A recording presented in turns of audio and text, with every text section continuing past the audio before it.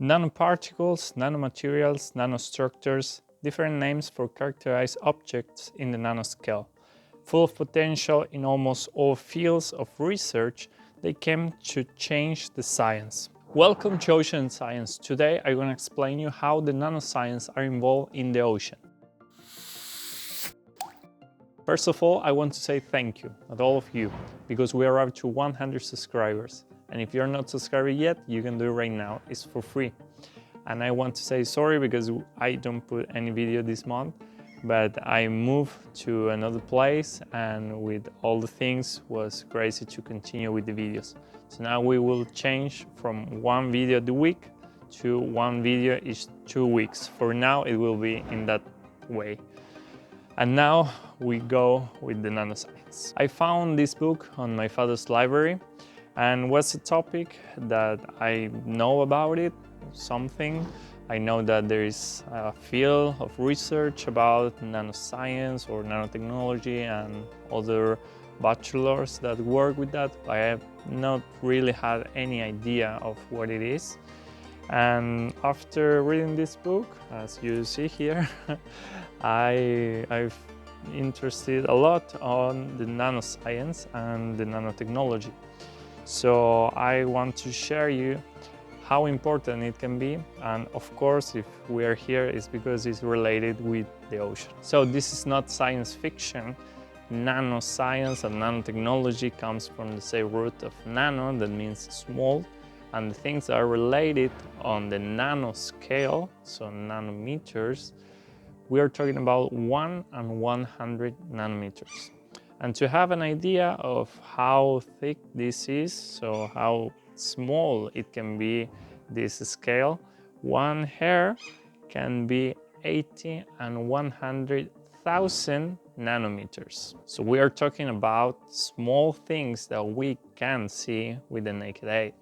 So I was saying nanotechnology and nanoscience as a thing that can be the same, but it's not like that. We need to understand the difference between this is in the way that they use these nano things. So the nanoscience is the part that study all the objects that are in this scale. So how they works, how we can find this, and the nanotechnology is how we apply this. So we know all these nano things, how we can apply to have a solution of a problem. One of the first person that speak about nanoscience in some way was the Nobel Prize Richard Feynman. From my point of view, one of the greatest physics, and he says that if it's possible to move the atoms so we can construct the material and interact in the simplest and smallest way. We need to understand how this changed the way that we see the world, because at that time when Richard Feynman says that, the quantum mechanics was already put on the table. And we want to know how far we can arrive working with atoms, molecules, and also management. Then in the California Institute of Technology, he says if we can write the entire 24 volumes of Encyclopedia Britannica on the head of the pin, and 15 years later of this idea, Norio Taniguchi make it real. They put some advance that makes the field born as the nanotechnology field. And here we can distinguish between two ways to arrive to the nanomaterials. So the bottom up and the top down.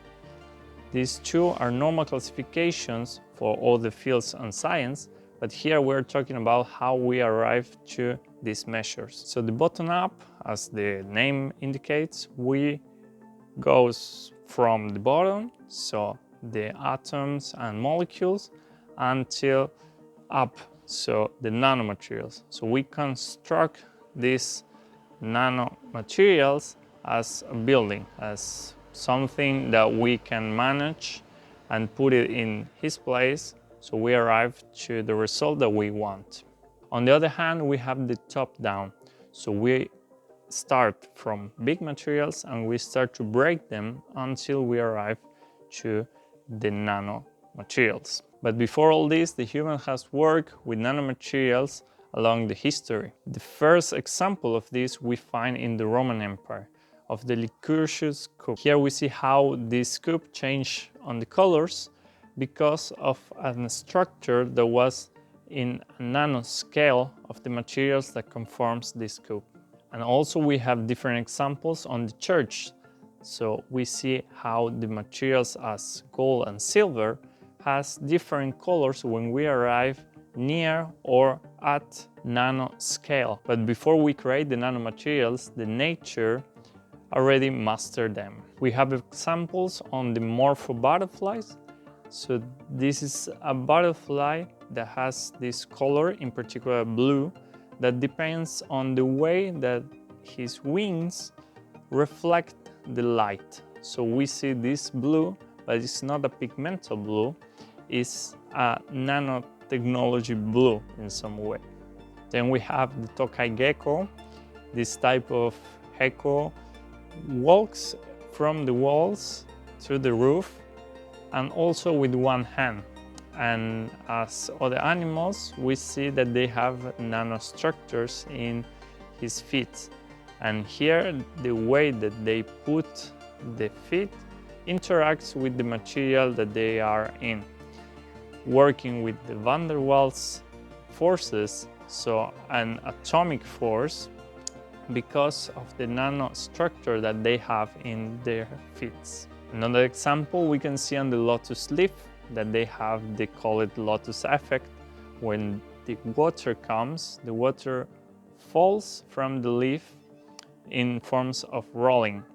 This is because on the structure of the leaf at a nanometer scale, we see how they have different spikes at different heights with the thing on hydrophobic way.